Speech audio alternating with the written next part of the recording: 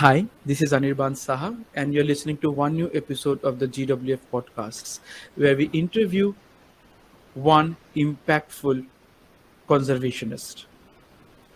Today, we have with us, despite her terribly ill health, Dr. Arunima Singh. She's an aquatic wildlife biologist with over a decade of experience researching on turtles, and not just turtles, and not just theoretical work. She have been spending most of her time on the field rescuing them. She has to her credit around 40,000 rescued turtles. And while a lot of people discuss the sea turtles, olive ridley turtles, and the others, popular turtles, she focuses on riverine turtles and tortoises, different river systems in India, trafficking of these turtles, and we're going to talk about all of this in today's discussion. Dr. Singh, welcome to the GWF podcasts. Thank you so much, Anirban, for this opportunity, and I'm excited to connect with the many youngsters and who all are joining this broadcast. And happy to connect with everyone. And we can start now. And I'm happy to take questions, however you feel to do that. At the onset of the discussion, could you paint us a picture of your childhood? Like you grew up in Uttar Pradesh. Uh, you had the Gomti River by your side. You mentioned in our discussion. From there, what led you to take interest in riverine turtles? Yeah, I'm from Lucknow, and I belong to a village where the Gomti River flows, and I was always fascinated with the rivers and the turtle, the research part, and why I'm into the field of conservation of the turtles. That is after my intermediate and when I was doing my graduation. Then I've started reading more about the.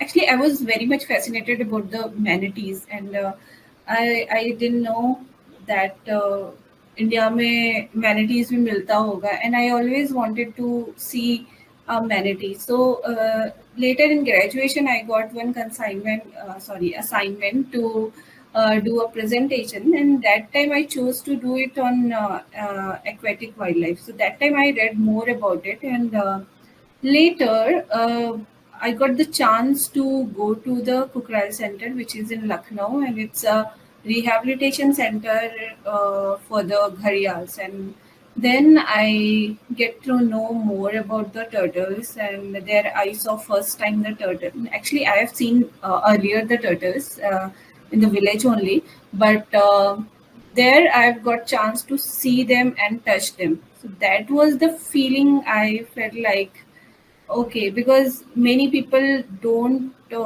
even get chance to see and hold the turtle, but uh, from there I felt like okay, this is very interesting, and at that time I was into the like kind of at the age of doing the research work, and I was planning to do my kind of research projects and all that. So from there it started, and later I started volunteering for the center, and I met with a few scientists who really helped me to continue my journey. And my interest for the turtles deepened when I started getting the information and calls about the uh, consignments of the illegal trade, and not only one or two turtle, it's like thousands of turtles in one consignment. And then I realized okay, I mean, I think I should work on turtle, and that's the time I've started, and I'm still working for the turtles. So yeah, because there's lots of things to do for the turtles, not only research, conservation, trade part, and there's so many aspects need to still are untouched in terms of like research and conservation field. But Genomics. but when we generally talk about turtles, the popular ones are, say, the olive ridley turtles. Not many people focus on the riverine ones. Yeah. Why did you choose to focus more on the riverine turtles and not the sea turtles? Yeah, so maybe I'm just like uh, when you see anything and when you get to know more about that species, then you develop interest for anything, right? So many people get to know about the marine turtle because they know there is mass nesting and they are popular. Why marine species are so popular? Because they are many people write about the marine species, because in general people know about the marine species. Very few people know about the freshwater because they are cryptic species, and they are unlike the marine species which nest along the beaches, and people go to the beach and see the turtles and turtle babies and all that, and they get fascinated about these species. But the riverine species are quite cryptic and they don't come often, to the along the river, and very few people see them. So maybe because of that, and people lack those kind of interest in the freshwater turtle. But I was fortunate to see the freshwater turtle because I'm in northern region, in the Ganges plain, and where we have good population of the turtles as well as the diversity. And we have in Lucknow there is Gharial Center, and there is turtles also, and there is quite research, and there is few species which are quite really, especially the males. When you see the male of the turtles, they are quite during the breeding time. They look so beautiful. They are so colorful like birds. So I mean that's why I think I have developed interest into the uh, So you river. saw a turtle that was a lot more exclusive than the sea turtle. Not many people have Yeah. seen it, and it was colorful. Yeah, I mean, yes, that was Batagul Kachuga. It's known as in Hindi. It's known as Tilakdhari. So yeah, What is that? it's a crown river turtle, and it's only found in Chambal River, and now only left in Chambal River. Crown River turtle is also a PhD It's topic. red crown river turtle. Yeah, it's a red crown turtle. Crown river turtle is different, but red Okay. crown river turtle is a species only found in Chambal. So tell us about that. So you want to know about the red crown or the crown river? Red Crown, your PhD thesis. Oh, my PhD thesis on the crown river turtle. So Okay. crown river turtle, why I chose crown river turtle, because that species I got to know like there was no evidence of where that species nests.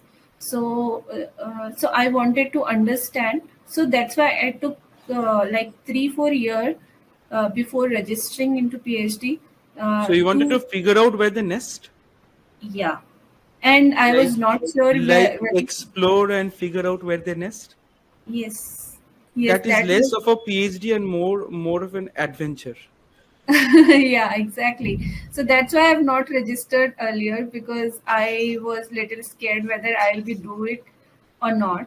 So that's why I've just like I've done lots of research, and I have communicated with so many people, not India only in India but internationally also, because there is one more species which is in Australia that also do such kind of they have such kind of nesting habits. So I was thinking maybe Hardella is also not the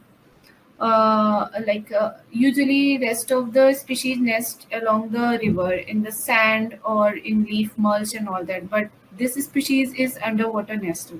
So that's why it was very difficult to find out where they nest. So no one have ever got any eggs of did not get any eggs of this species. So that's why I've decided, okay, I'll try my PhD in that. So I've started working first, like doing a research project, and later I've registered for that.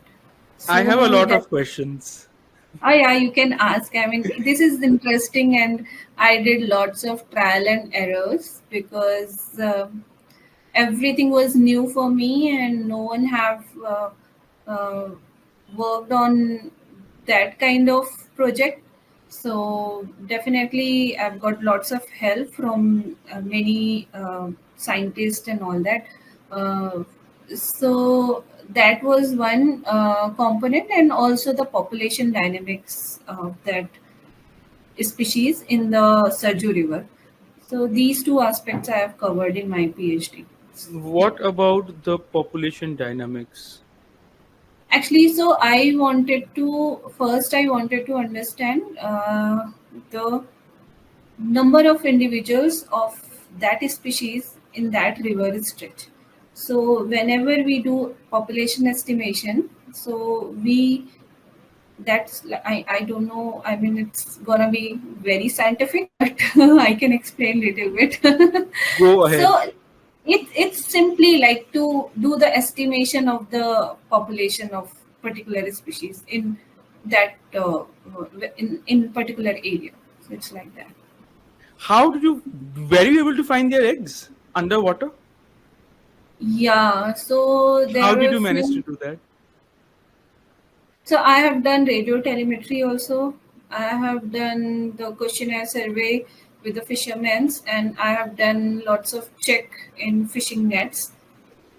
So just like in case, especially when they put drag nets, so I used to go to the to meet those fishermen, and then To just to check check if one egg if is caught something in the yeah. fishing net. And luckily, after 3-4 years, I got two eggs in one fisherman's net.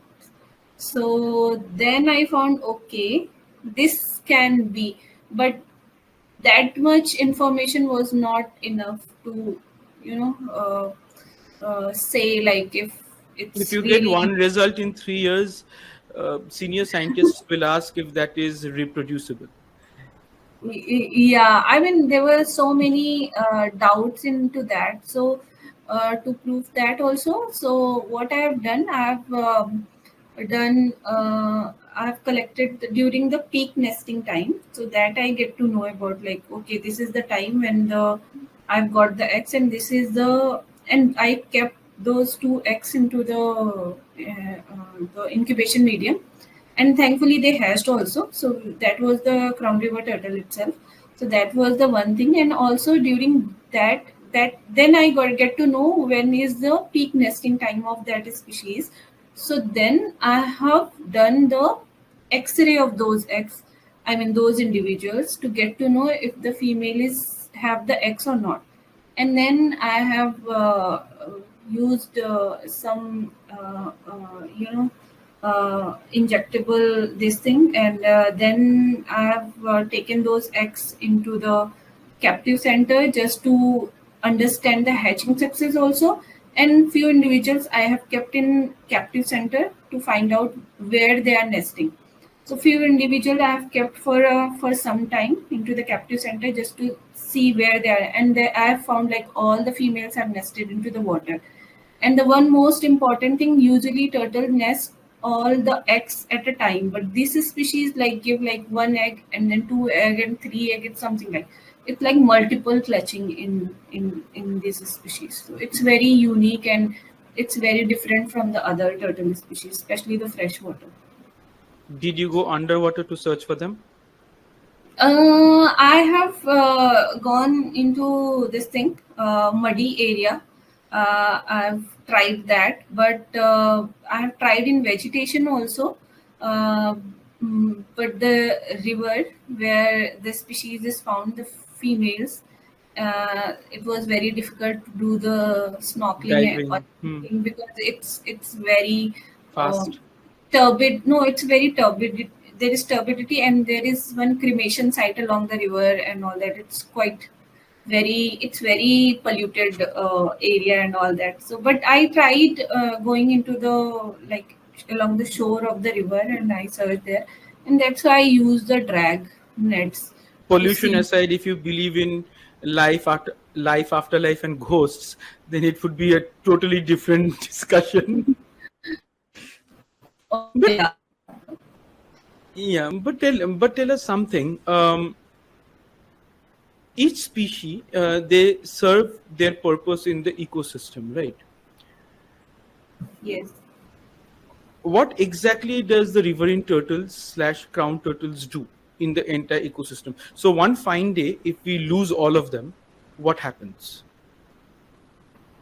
So, if you talk about the riverine species, so there are few importance of these turtles. One is mm, like you all know, I think they are the natural scavenger and they keep our aquatic system clean by eating the organic material and the dead fishes. And apart from that, riverine turtles help in maintaining the ecological balance and mineral cycling.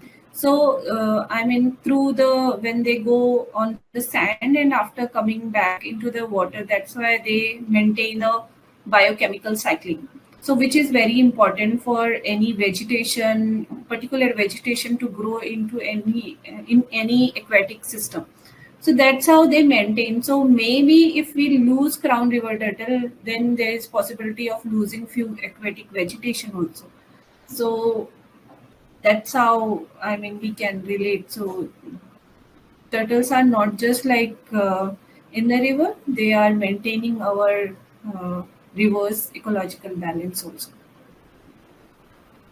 When you explore riverine turtles, this question just came up in my mind right now.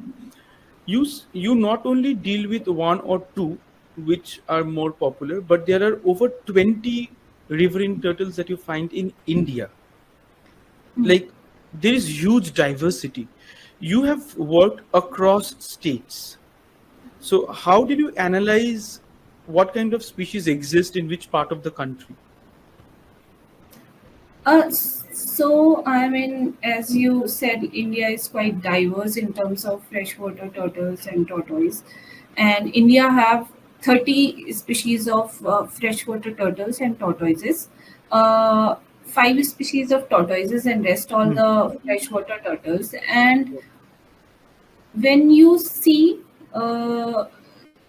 so turtle diversity itself reflects the diverse ecosystem of the India. So, for example, if you see the Gangetic Plain, so then you will see the riverine species. But if you see then there is 3 species which are only found in that region, and that is endemic to India. There are 3 species are like Lithii softshell turtle and Cochin turtle as well as Travancore tortoise. So they are in that habitat only. So they are those species reflects itself like they are found only in the rainforest region and in river systems. So if you see the large soft-shell turtle, so you will get them in sandy area.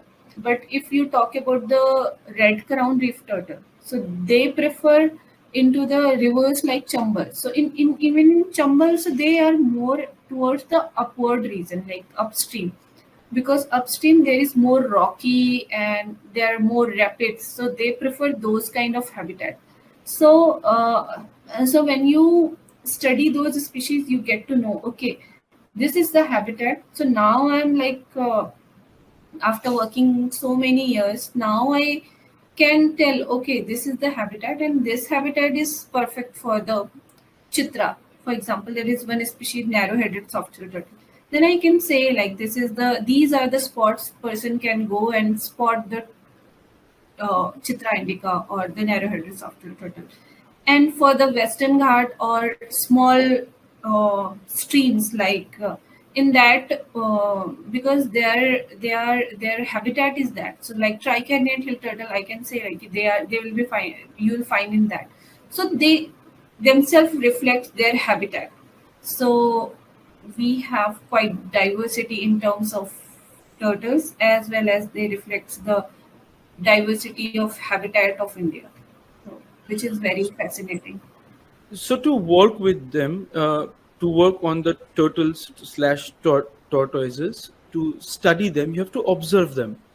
Yeah. How do you observe them? Do you put tags on them? Yeah, so we use different method to observe them.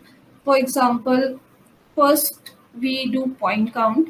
So, for example, we if a researcher don't have any equipment like the radio transmitter, acoustic transmitter, they are expensive and you need lot of permissions and all that to handle and to put transmitter on the turtles. But one researcher don't have any kind of equipment and they can do the point count. They can select the river stretch and they can just do the point count at 1 kilometer. So there is research design. I mean, there is methodology they have to follow. So there is point count, line transect method. So in that, I mean, you have to go in boat and row boat, and then you have to observe.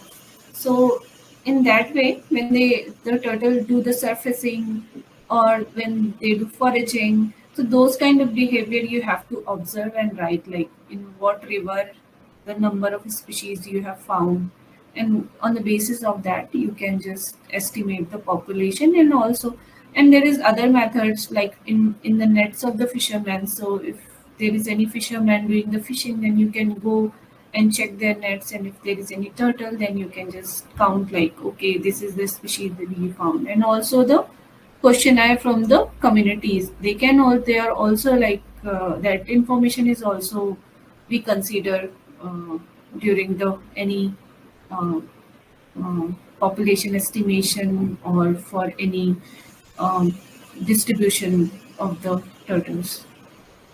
My Yes. mind right now, I might look calm, okay, Okay. but my mind is bursting with questions right now. Various questions that range from, see, turtles have some amount of religious significance, okay. Did you face any resistance when you studied them? Plus, you are a researcher who is a woman working on the field in northern India. What is that like? I mean, I'm sure it's not a bed of roses, hopefully. Uh, how do you, let's start one by one. Okay. Yeah. Do you think that despite the turtles being underrepresented or not being popular, but they have some religious value, people understand the turtles at all and the diversity, the role they play? So I've seen like few changes in communities with the time. So I remember when I started working on turtles, like volunteering in 2012 around. So definitely, I mean, the religious thing really work for the turtle conservation. So I've seen like when I was doing the survey of the river, so then I realized we got the more population wherever we found the temples. So wherever is temples, so people don't allow fishermen to come over there, and they don't allow to do the to put the nets also. So they always inform. And the second thing, whenever we did the survey, and we always went to the temple and informed Baba ji like इधर पे बहुत सारे कछुए हैं, आप कभी भी कोई पकड़ने आए तो always आप हमें inform करना. So they have like we have always exchanged the number and all that. They have always informed me, and they still they just like they are in touch and they inform us like इधर पे nesting nets लगे थे इस दिन, and or in future if it's happening, so they inform us. So I mean, it's a big thing for us, and also in the terms of conservation. And I mean, this religious thing really working. And you have seen many turtles in the temple pond. So because of that only they are protected. And there is one really interesting story. We are working with different stakeholder in Northeast region. We have recovered one the species that time it was extinct in the wild. Now it revived, and reassessed. Now it's critically endangered. It's black soft-shell turtle, and that It's is in Assam. protected. Yeah, it's in Assam, and this is protected because of the temples and devotees. They come and do the puja, and they don't allow anyone to catch turtle from the temples. So it's itself like they are contributing in conservation of not only turtles. You must have seen like elephants are always Yes. worshipped that way. So that way in turtles also. I think I missed other question. The other question is, how easy or difficult is it to be a woman researcher on the field? It's I don't know. Maybe it's different from other women's, but for me, it was always. Now maybe it's fun. I mean, whenever I think back, I mean, it's quite adventurous sometimes, and sometimes I feel like. I got lots of support from the local people, especially villagers. I got free food also sometimes, especially chai तो मेरे को हमेशा free मिला है. And but I was whenever I am in field, I'm always attentive. I always inform local range officer or the forest people, like I'll be starting survey in this region, so I might call anytime to you or my team also. And my field assistants were always like they have been along with me, and whenever uh, I'm in field, so I make sure like after 7 I'm back to some safe area and all that. So, but whenever I'm in the field and if I am at the river, so I'm always at the island, not along the river or anything. So in that way, I'm very clever. So I take all the precautions whenever, and I recommend all the women's like that's the different thing. And in India, we all know. I mean, that part is always we have to think about, and so I've always kept these things in mind. So that's why I feel, Precaution, yeah, precaution is important. precautionary measures. Yeah, But those things. here you are dealing with not just local people who might or might not be very loving towards turtles, but also Mhm. professional poachers. You have to your credit 40,000 turtles with whom you rescued. Yeah. What does that feel You like? won't believe. I mean, I usually go to when there is any consignment. Then I go to. I mean, enforcement agencies inform me and ask me to do the identification and do the handling and little bit triage and all that. So that time they also I mean the offenders are always with them with the turtles. So and now I get to, I mean, I'm also collecting that data, like who all are involved in these kind of activities. So I write the name and take the ID card and all that. So So you now know them by names? so I've compiled those data, and after that, I get to know. I mean, these are particular villages. They are linked with these kind of activities. Especially, there is one community which is uh, also known as traditional hunters. They are into this field and they just catch turtles. They source basically from these areas, especially the Gangetic Plain and Orissa region and all that. So I've started some kind of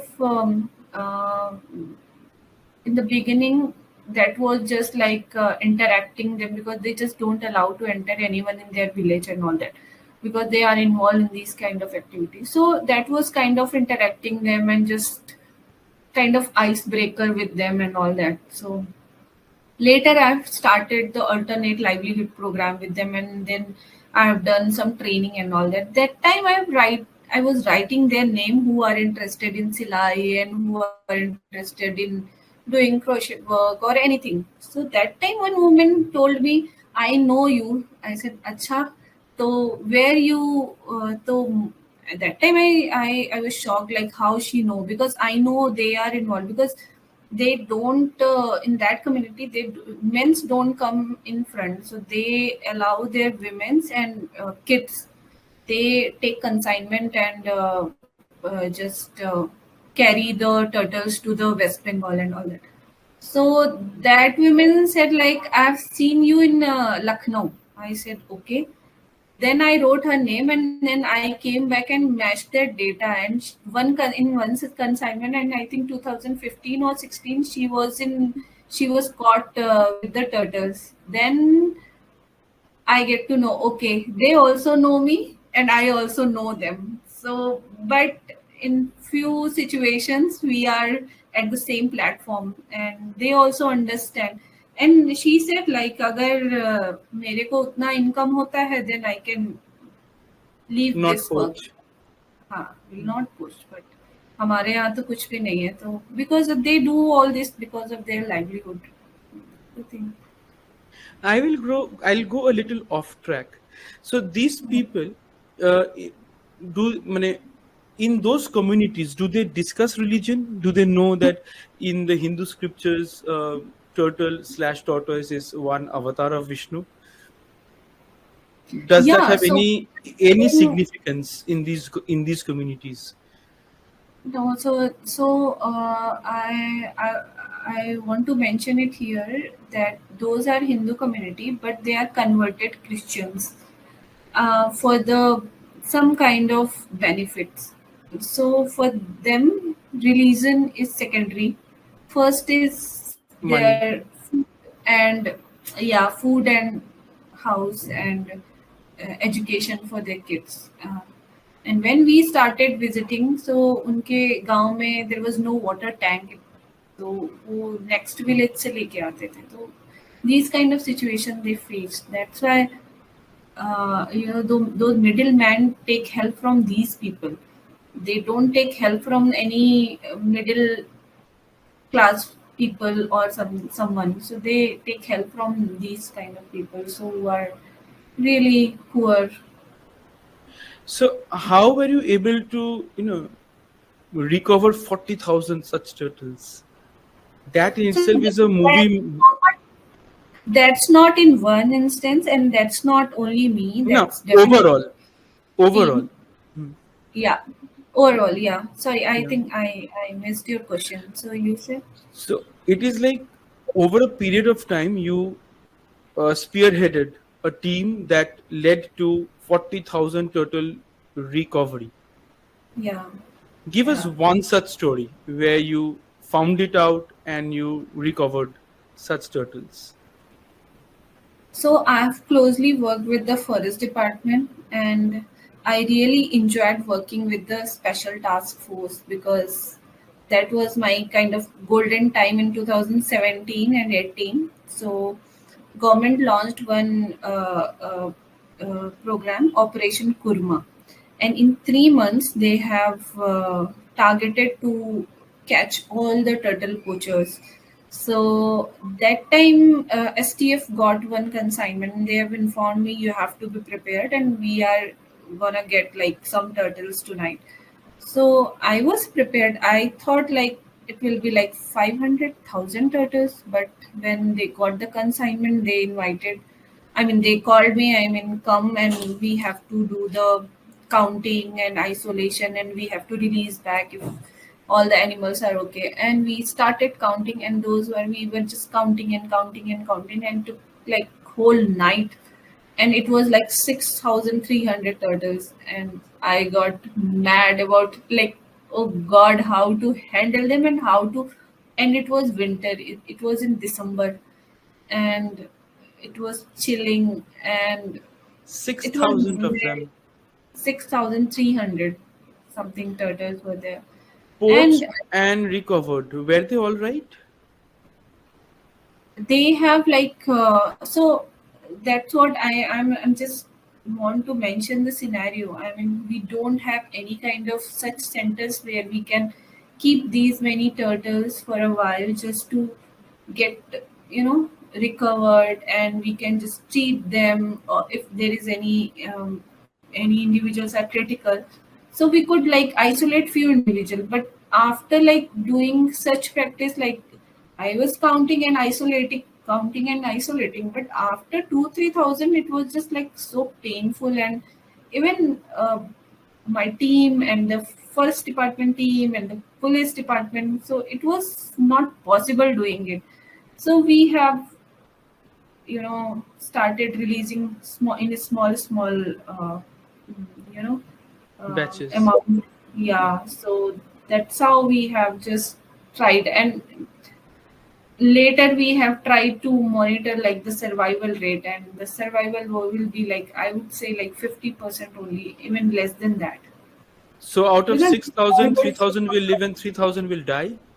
definitely yes, because they were in bad situation. They were packed like 200 individual in one gunny sack. So Let's change the topic. that's a dire situation. That's why I'm still stuck with this So, component suppose thing. tomorrow you wake up and you become a politician, a person of prominence, and in charge of wildlife in India. What Yeah. changes would you like to bring? So in terms of only turtle conservation or just like, Feel free, just be creative.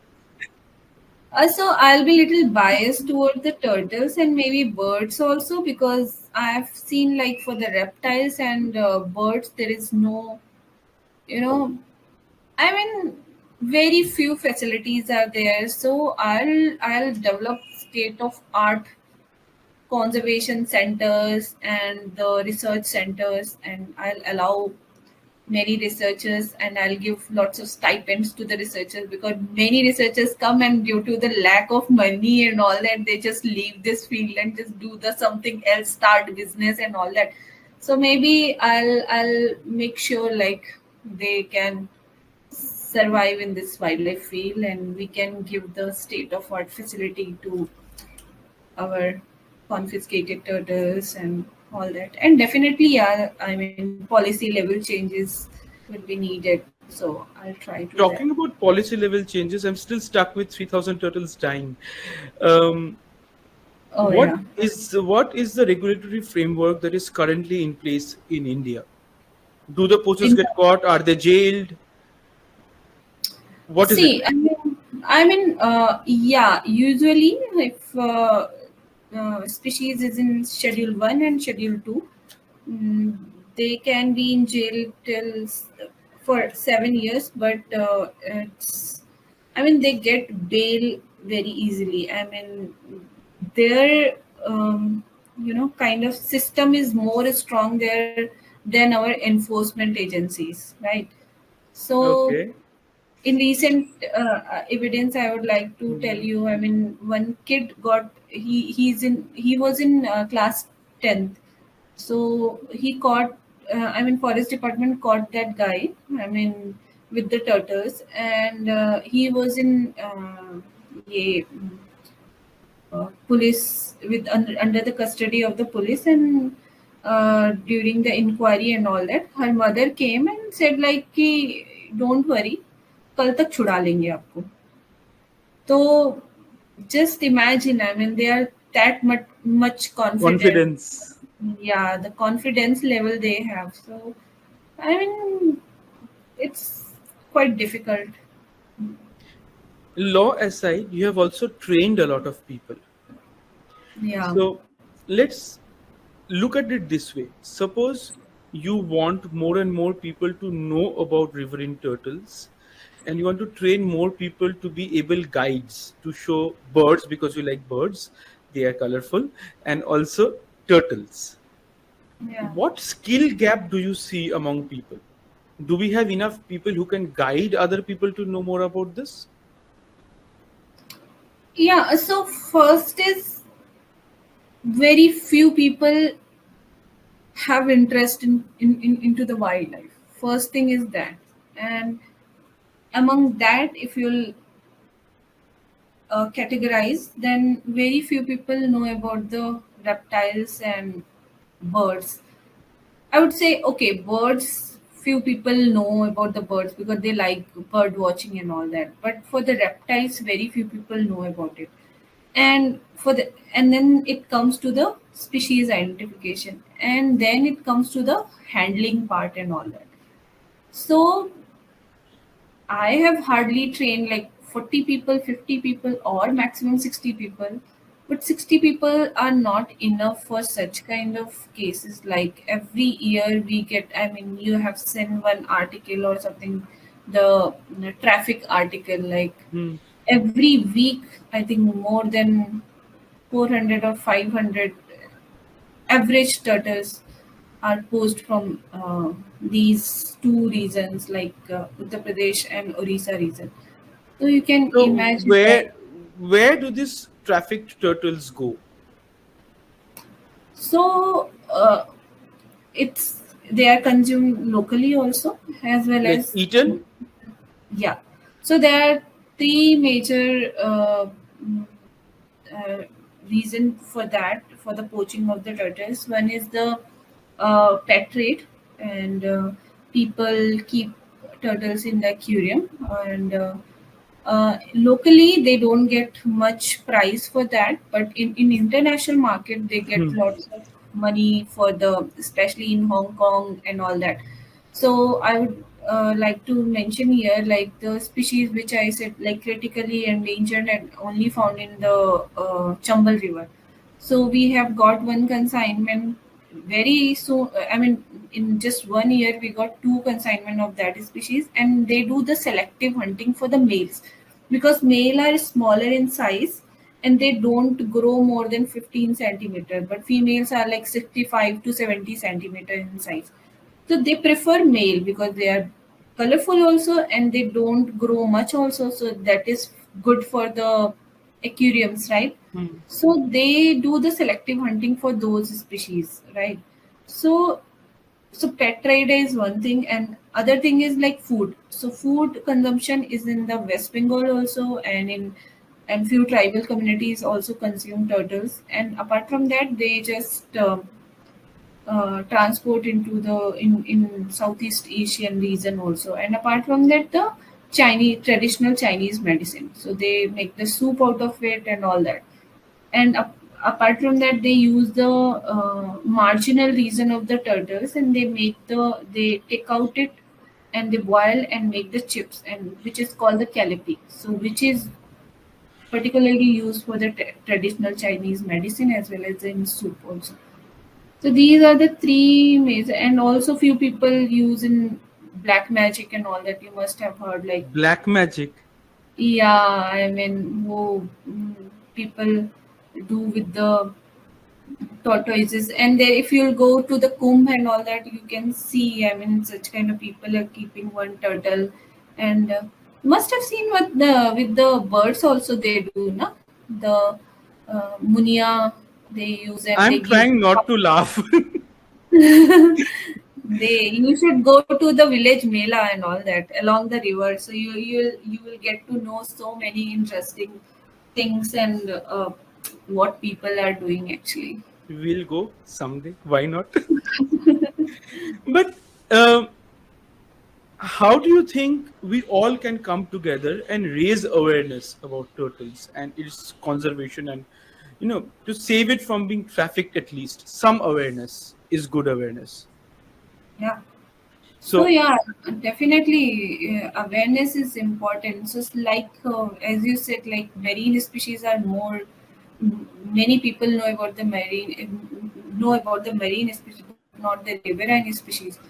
So education program and citizen science projects and many storytelling and positive stories should come in news, and should be published and all that, so then only we'll be able to bring changes in that way.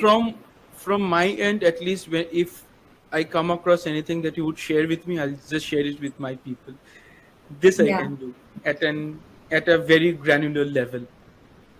yeah, Uh, when we talk about research, uh, how do you connect the academic world with the real life thing? Like from a student's perspective, if I see, I'm reading about turtles, and the next day I am identifying 3,000 or 6,000 turtles. So yeah. what do the students go through, and how do you connect them to actual field work? So my work, I think, is more to bridge that gap, because Yeah. the student comes from the academics, and when they go into the field, so it's very different. Both are the different. The theory and practical is quite different.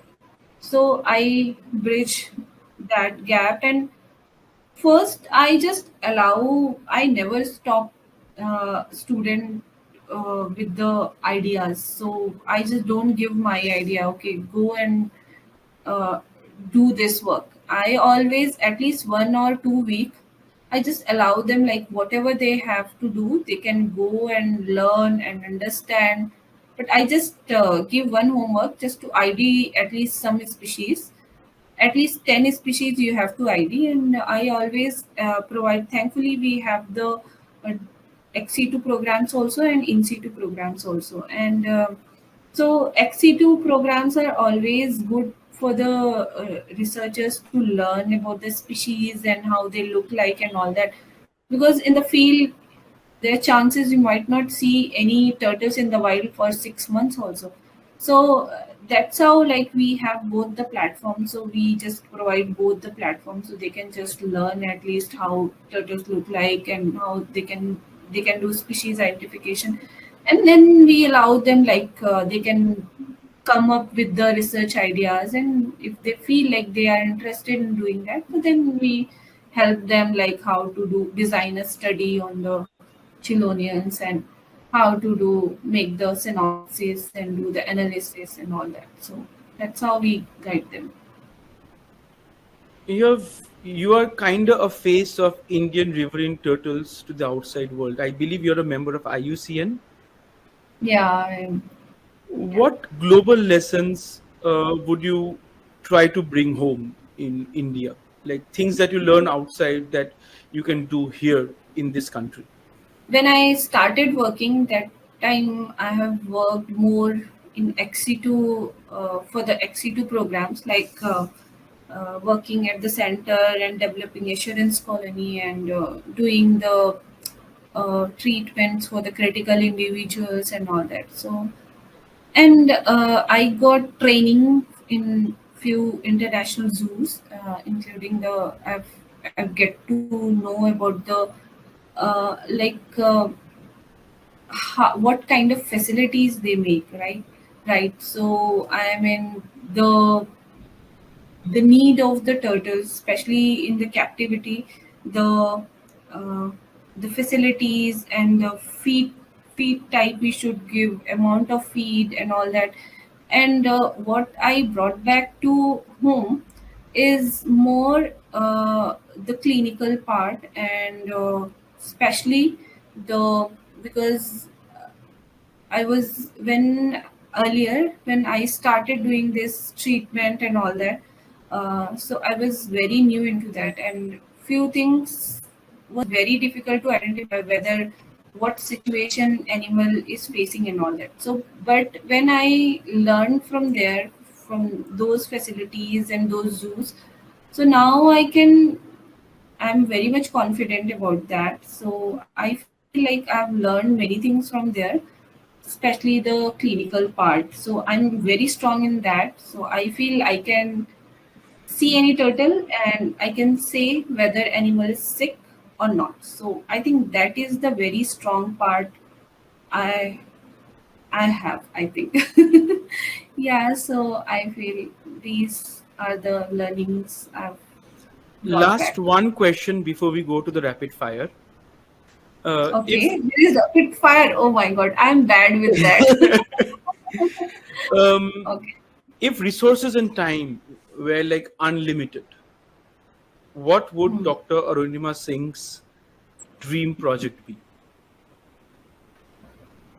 I think I want to develop a state of art research center, uh, and And what would the captive research center. center have? Definitely Chilonins, all Indian species, and we'll be having the all the facilities for them, and type of enclosure and all that. I mean, so all the research information we'll be having. So if any trouble they are facing in the wild, so we will be having solution for that, something like that. Okay. So now we slowly move to the rapid fire questions. Okay. There are very few, like 5, and or maybe more. I do not know. I still haven't opened the file. Can And I you have to skip? answer. If I don't know the answer, can I skip? I mean, is it related Yes. to wildlife Yes. or? Of course. Oh, then it's fine. If it's related to, I mean, I'm bad with answering about It's myself. it's gonna be fun. Trust me. Okay. Okay. Okay. Start. But you have to be very quick. Okay. Hmm. First, if turtles could talk, what's the first thing they'd say to humans? Don't kill me. Ah, okay. What's your favorite river in India? Ganges. If you were a turtle, where would you migrate to first? West भागना Bengal? कहाँ पे है? भाग. You will migrate to West Bengal. Okay, why The not? the Sundarbans area, because no one can find me, no. I can just go and here and there to the different streams and all that. So So in there is Sundarbans, lots of scape. there is no poaching. Definitely there is poaching, yeah, but I mean, I feel there are more chances to escape, right? Okay. Yeah, what I feel, but I know, I mean, the species which is in Sundarban is critically endangered, so I don't think it's good idea. But yeah, I mean, it was quick, so I just responded West Bengal in Sundarban, so I can escape and just like Nice. run around. What's your spirit animal? Um, that I think Gharia also I do. Yeah. Okay. If you could make one conservation law overnight, like I mentioned, like you get up tomorrow morning and you become a politician, and you can make one conservation law, what would that be? I'll strengthen this Wildlife Protection Act more. So there are a few gaps. So I'll do change. Is there an animal that you hate?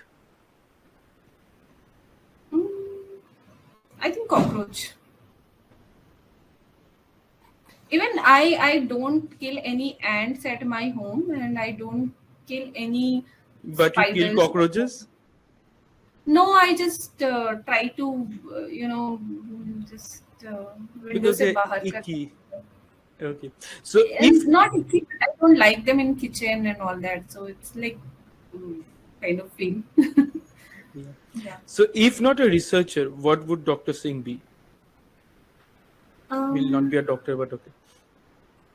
I think I like dance, so maybe a dancer or something. Okay. So this brings us to the end of this conversation, but I will really want you to tell something to the younger people who are watching this live, and who will also watch it when it is uploaded to YouTube. What should they do to pursue this as a career?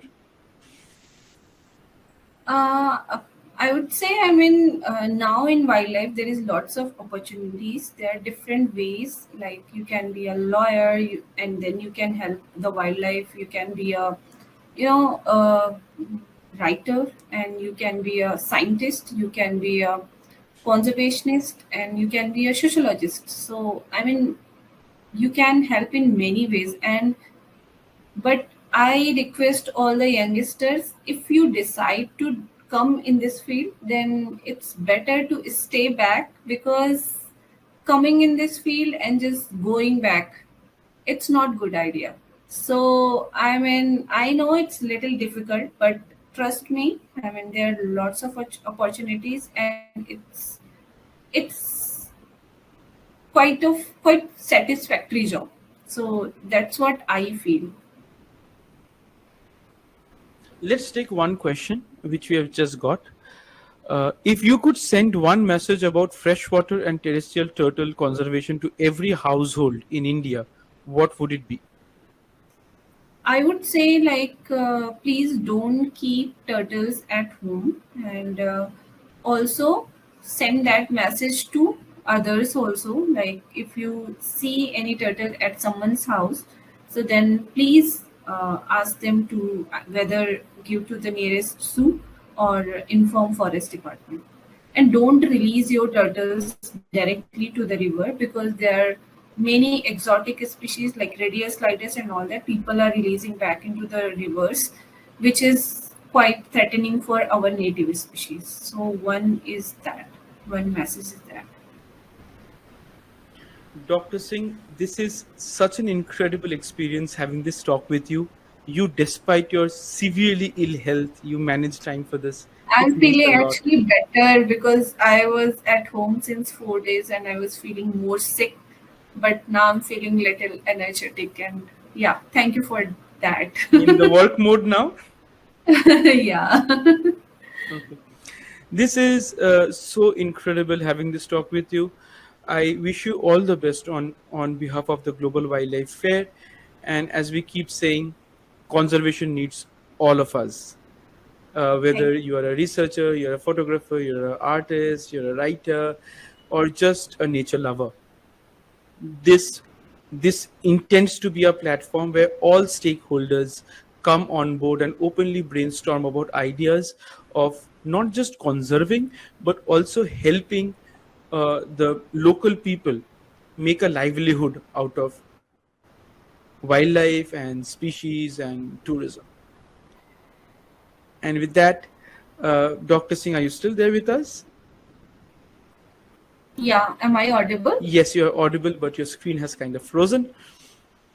Yeah, maybe some network Okay. issue or something. Yeah. We thank you so much, and we hope we stay connected. Yeah, definitely. And if there is any question, so I'm happy to take, or otherwise, thank you so much, everyone who have joined this broadcast. Thank you, and bye bye.